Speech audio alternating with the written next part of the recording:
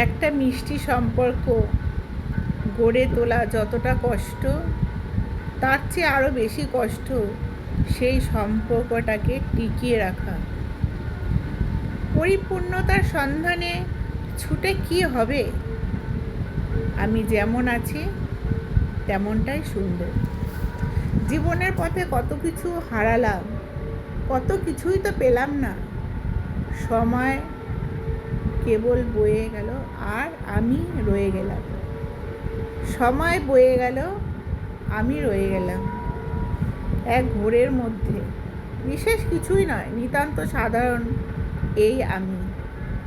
তবু আজও বুঝতে শিখেছি প্রতিটি দাগ, প্রতিটি ভুল, প্রতিটি অসম্পূর্ণতা এই সব তো আমাকে আমি বানিয়েছে। তাই আমি যেমন আছি তেমনই ভালো, তেমনই থাকবো আমি।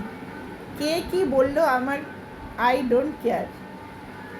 আমি জানি অনেকে আমাকে নিয়ে বলে ফেসবুক করছি।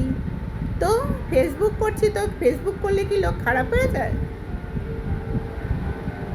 ফেসবুক করলে লোক খারাপ হয়ে যায় বলো তো?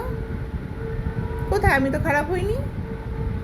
যারা খারাপ হবার এমনি হয়, আর যাদের খারাপ মানসিকতা আছে তারাই এই কথাটা বলবে। অনেকেই বলে, আমি শুনি, এই ফেসবুকে এটা ছেড়েছে, এই ফেসবুকে ওটা ছেড়েছে। কেন রে বাবা? তোরা তোদের মতো থাক, আমি আমার মতো থাকি। আমি তো কাউকে নিয়ে বলতে চাই না, কেননা আমার পছন্দ না কাউকে নিয়ে সমালোচনা। আমি কখনো করি না, করতে চাইও না। আমি আমার মতো, একদম আমি আমার মতো, আমি কারুর মতো না।